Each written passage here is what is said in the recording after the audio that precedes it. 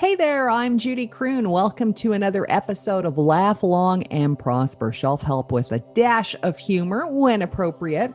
I believe humor is one of our best coping mechanisms, especially when we're facing stress, unknown times, i.e. like COVID. Today is Monday. That means it's time for just another Mindful Monday. On the interview with me today is Mindfulness Coach Cara Coulson from Pearl Mindfulness. PearlMindfulness.net is the website. Cara works out of the GTA. She's worked with a lot of students at Durham College, really a lot of experience with young people who are going through stress. She's associated with a group in the city called Psychology for Growth, and that means that most of Cara's services are covered under insurance plans, which is obviously a big help for a lot of people. As we are going through COVID over a year now, I thought it would be interesting to speak to Cara because she wrote a paper recently, Coaching to Build Resiliency. And a lot of young people, a lot of old people, everyone can relate to this. So please welcome Cara Coulson. Cara, thanks for joining me again. Thanks, Judy. Thanks for inviting me. It's nice to be back. It's a great paper, Coaching to Build Resiliency. Now, am I wrong in assuming that a lot of kids, we're not pointing blame. I think this is just, times change, methods change. But are you saying that a lot of people have been raised without a sense of failure? Yes, that's what the studies will show. And also, we're looking at, there's the millennial generation and then the generation behind them, which I think is Gen Z. But there are a lot of the students that are coming into my college classrooms. And I noticed a few years ago now, just rising anxiety, and started to do a little bit of research around resiliency. And what I found was that in the way we raised these kids, there was lots of child psychology information out there, and lots and lots of praise and lots of rewards, positive reinforcement, which is wonderful. Mm-hmm. But what it didn't do was allow our children to build a deep reserve of resiliency. So when I was a kid, way back, join the club. If you didn't pass something, you weren't passed through anyway. If you didn't, if your team didn't win the game, guess what? You didn't win. And so what a lot of these kids have come into, and when they're coming into their young adulthood and coming into their post-secondary life of schooling, what I'm seeing is they don't understand or have the reserves within themselves and how to deal with what they see as a colossal failure. Like, let's say a low grade on a paper, or, and so what many of these students will talk to me about within their reflection journals and such is the experience of bullying in school. And many times people have asked, is bullying on the rise? But I'm not sure necessarily if that's the case. I think instead, being bullied is that one experience these young people now, these young adults can talk about, that they did build resiliency around. They don't have anything else with which to draw from. So this is their big deal, and understandably so. But how do we help them now build this resilience piece? Because it's such an important adult awareness that we need to be able to have in order to continue and keep going. When you take a look at COVID, all of us across the board, how can we build resilience for how to deal with this? None of us have before. Right. And so it's hard to draw. And I think many of us, from middle adulthood onward, have been drawing on our reserves of resiliency and continuing to go on. But our young adults have never had this. And even us now in middle age and older adults, all of us are getting tired from this now, because this is unprecedented. We don't have anything to draw from that's been anything like this to remind ourselves of how we can get through something like this. So and I think, it's sorry to interrupt you, but it's like our some people say this is our war, right? And people may scoff at that and go, oh yeah, you get to stay at home and watch Netflix. But for many generations, this is we have nothing really to compare it to. So nothing. the staying inside, the not knowing when it's going to end, the the variants, the masks, it's a lot. It's a lot. Aside from students, what do you say to everybody? Can we do an exercise, for example, to give us an example how to combat our negative thoughts about COVID and feeling like a failure or not doing enough? Because I've heard that from a lot of people. I'm feeling like I'm not doing anything. I can't get out of a rut. Yes. And in fact, even though mindfulness is my, niche, so to speak, as a coach, there's lots of different coaching that I can do in regards to what people handle and struggle with. And so taking a look at those questions you can ask yourself and reflect upon, even for during COVID, you could ask yourself, how did I cope with the first lockdown? And, what are some of those strategies I used to keep myself going? What all of us would say was our ability to not know what was coming. Sure. We had no idea it was going to be like a year or more. And then the frightening, all the frightening things we hear. And that's another piece. Turn the radio off. Turn the social media off, get outside in a winter walk and just try and breathe and focus on what is present moment. So much of this is kind of shock value, fear factor media, which is important. We need to know what's going on. None of us know what's going on though. So a lot of what we're hearing is that what if, when you're dealing with people with anxiety, that's one of those questions you ask them, but what is happening now? Instead of the what if we hear in the media, what if the vaccines don't come and what if this happens or what, and that's just perpetuating people's anxiety of what if. So a lot of the work I'm doing with people right now is just bringing people back to the here and now. What is happening today in your life? Yes, you're stuck in the house. Yes, it's a snowy day. Okay, what can I make out of this day?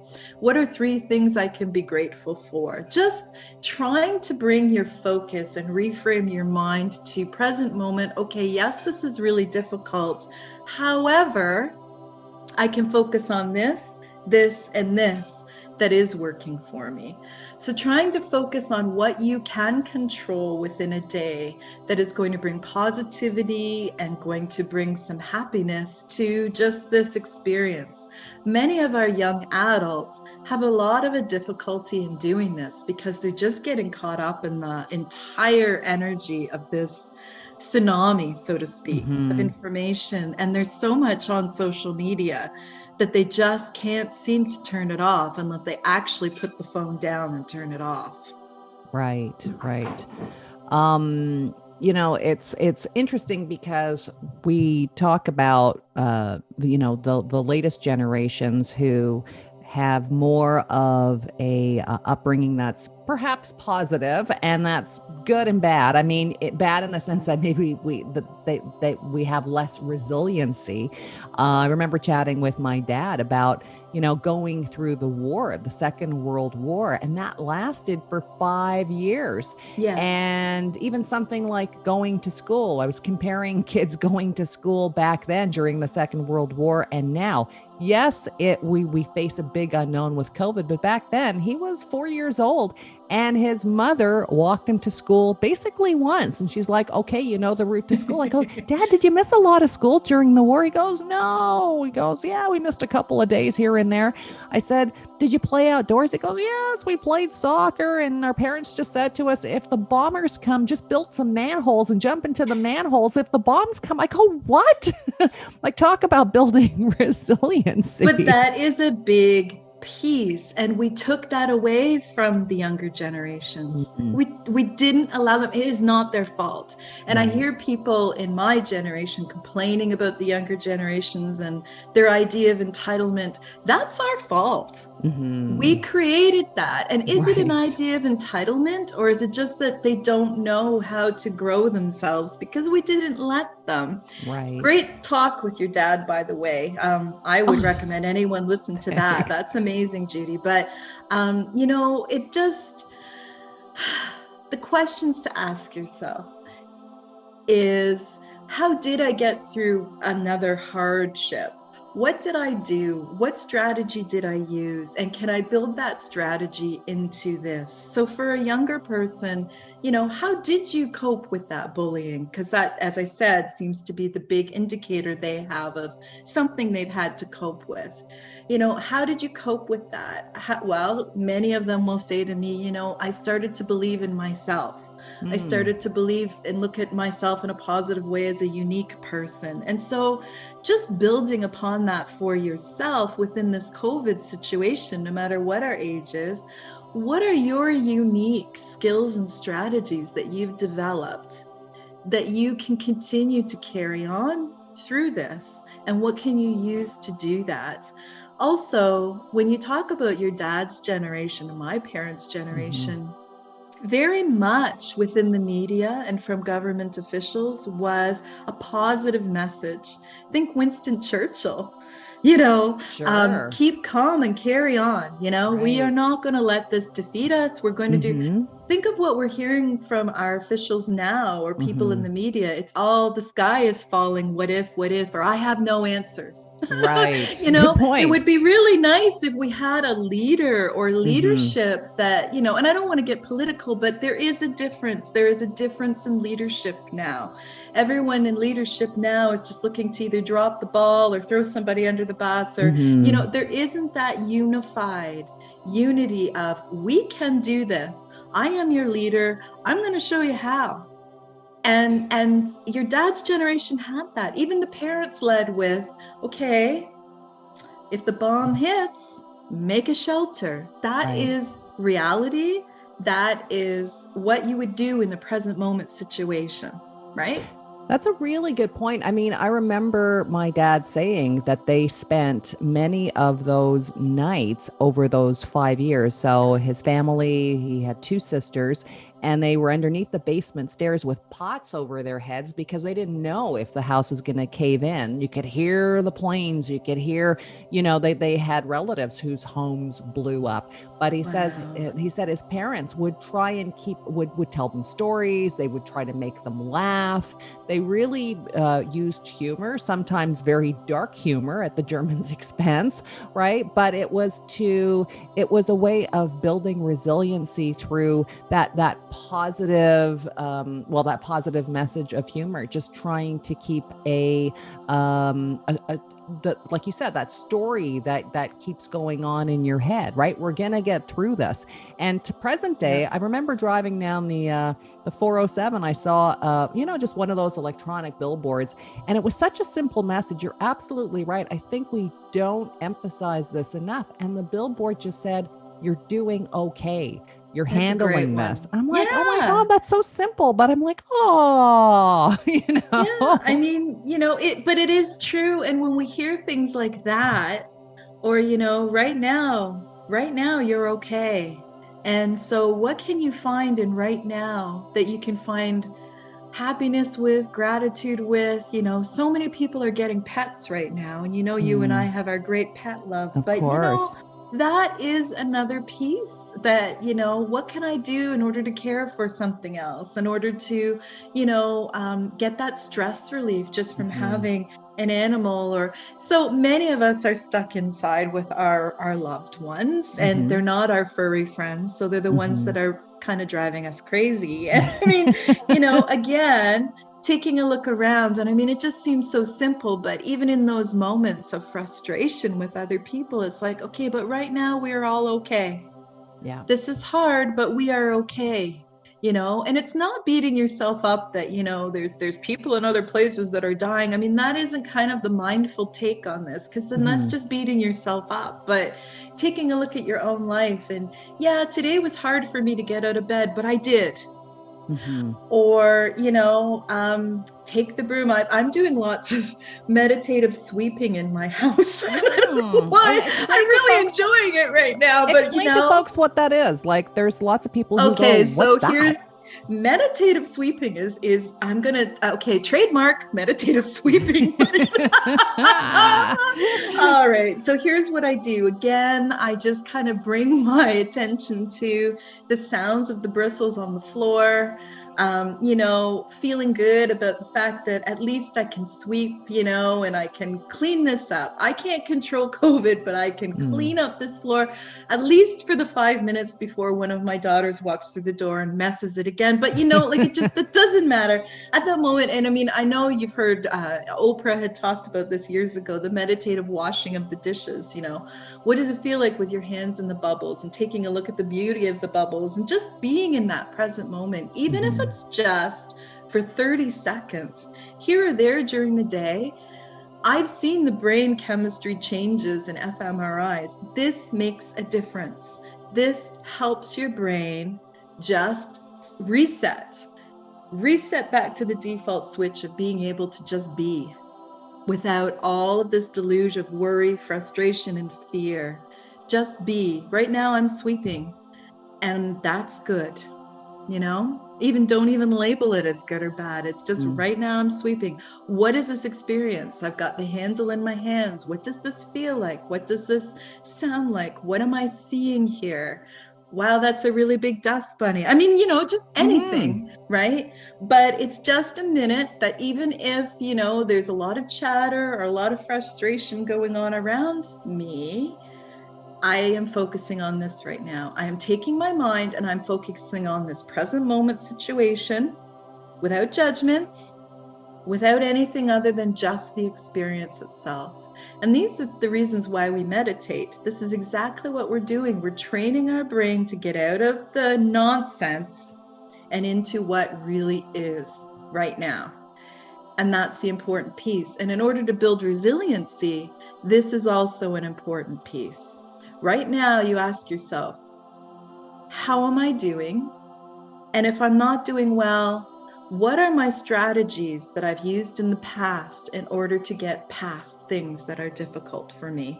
What have I used? And draw upon those. I'm on the phone with mindfulness coach Cara Coulson from Pearl Mindfulness. Again, Cara works out of the GTA. She's worked with a lot of students at Durham College, lots of people, young people going through stress. She's associated with a group called Psychology for Growth. And you can reach out to Cara. Her website is pearlmindfulness.net. Maybe, Cara, we can I love doing these little 5-minute micro meditations with you. Maybe we can do something together. I'll pretend I'm a young person. Okay. Let's say I'm a student who is stressed out about COVID. Okay. Stressed out about a common thing with young people getting work right now. Lots of young people out there feel like, am I ever going to get a job? Am I ever going to be able to finish school? Am I ever going to get to see my friends? Right? Yeah, it's as I said, unprecedented. It is something that we are all just experiencing as we go. There are no books about this. There are no studies about this. This is where we are in a common experience as all humans here on this planet, which is very unique, and actually kind of fascinating. But who are we here? Who are we now? How are we going to grow ourselves? So oftentimes I'm finding with a lot of my clients these days is trying to take them to a place with a guided meditation that's a safe spot for them, and have them be able to draw upon that when they are feeling the racing heart and feeling the anxiety start to encroach upon them. Just that with a few deep breaths you can bring your mind to the safe place. And so let's find that today, and kind of drawing upon this guided meditation, doing it a few times if people are listening, so that when you start to take those breaths, you know exactly where you're going. This is my safe spot. This is where I'm at. And right here, right now, I can be here in my mind and calm myself down. Okay, how does that sound? That sounds perfect. Okay, so just finding a place where you feel comfortable, seated. Some people may even want to lie on the ground, whatever works for you. And just beginning to focus on your breath.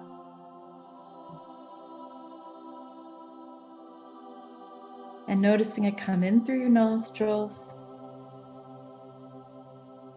With each exhale, letting your shoulders drop and relax a little bit more.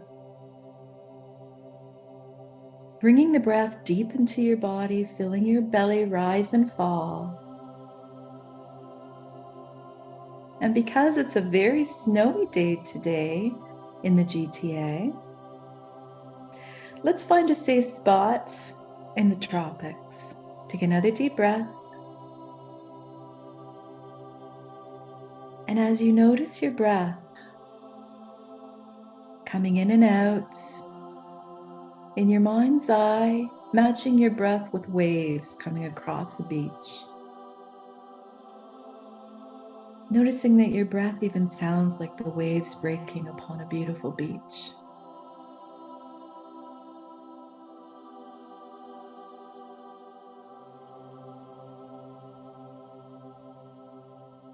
And then bringing yourself in your mind's eye as you breathe, matched with the waves walking across this beach.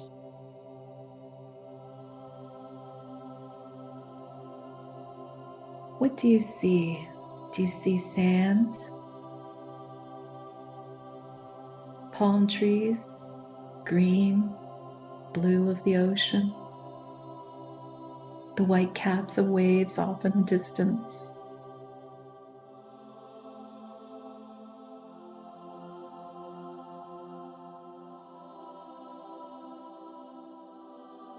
What do you hear? The wind in the palm fronds, the waves across the beach, and the hiss and sizzle as they get closer to your toes and then retreat again back to the ocean. Do you hear birds? Do you hear music? Continuing to breathe, making this your safe spot. What do you feel? Do you feel the tropical breeze upon your skin? Do you feel the coolness of the waves washing over your toes, the heat of the sand on your soles of your feet?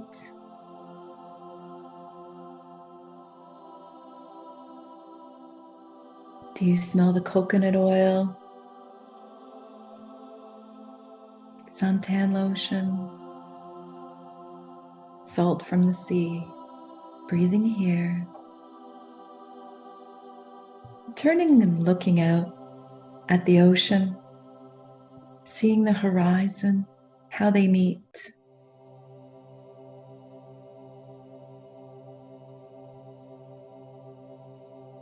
And knowing at any time, with a few deep breaths, you can come to this safe place within your mind's eye. Take those breaths and enjoy this experience, even just for a few moments.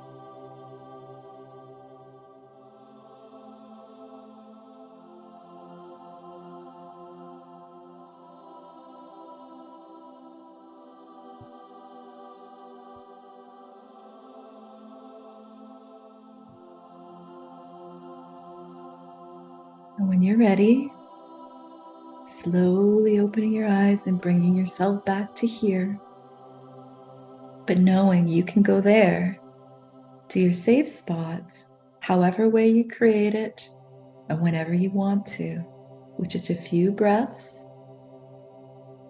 and finding your way there.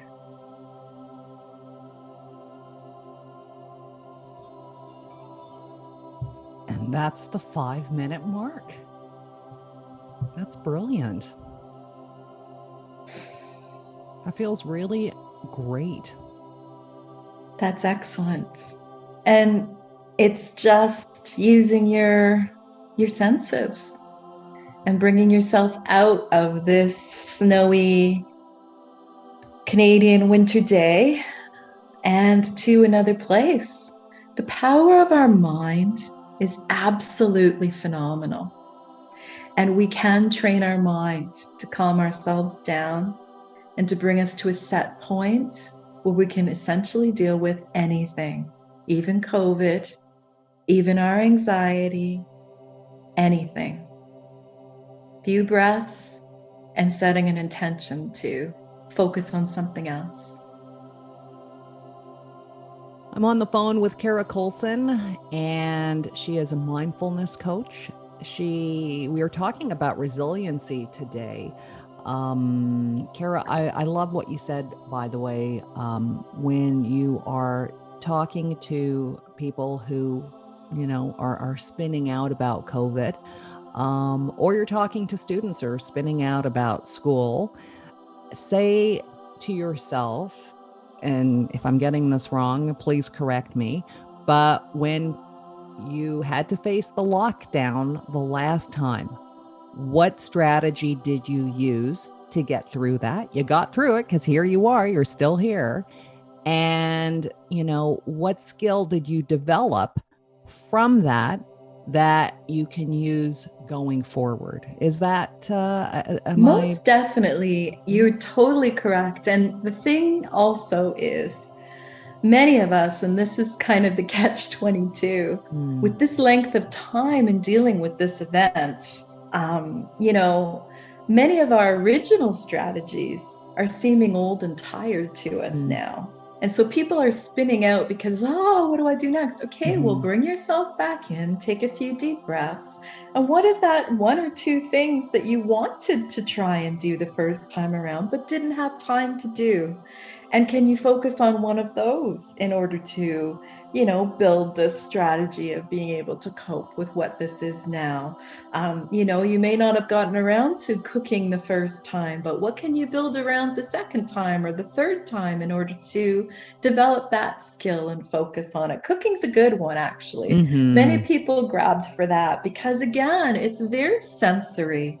There's the smell of the cooking, there's the colors of the cookings, there's the feel of the chopping. And, again, anything you can do that brings in your senses and it allows you to come to a present moment, this is what I'm doing right now, can be kismet for you in getting through some of this stuff. Mindfulness Coach Cara Coulson, she is our COVID coach. She is getting us through this. No, I mean, you're totally right. I mean, I love what you said as well, that there just doesn't seem to be enough positive messages out there. Not at all. Turn it off. Stick to, right? Turn off because it fear sells. So turn it off. TikTok's fun, but turn it off. Yeah, who are you? Don't compare yourself to the TikTok person or the blogger or whatever. Right. Who are you? You are unique. You're wonderful. You're here. There's a reason why. What's your purpose? What's your goal? Bring it to you. And that's okay.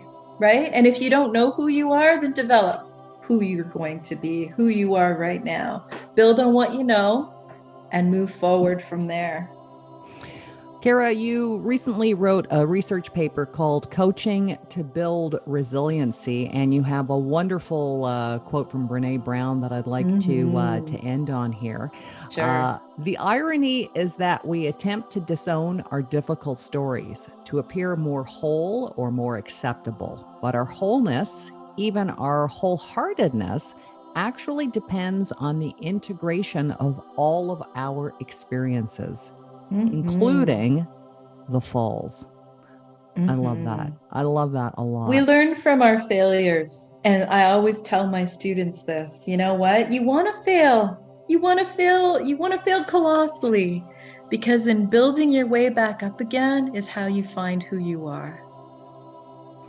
To reach out to Cara, you can, again, see her website at pearlmindfulness.net, pearlmindfulness.net.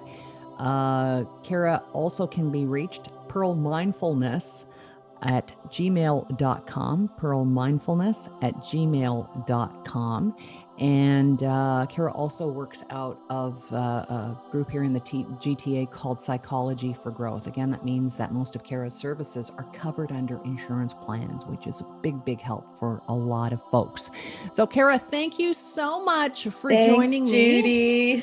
You are one of those positive people getting us through this. We need more of your positive messages. Trust me, you're giving us something. You're giving us, you're giving us that map. So thank you. Well, thanks for inviting me. Oh, it's my pleasure. If you'd like to catch up on all of our Laugh Long and Prosper episodes or previous episodes, you can check out Judy Croon on Spotify and or SoundCloud, and you can join me at judycroon.com. Until next time, laugh long and prosper. Thanks again, Cara. Thanks, Judy.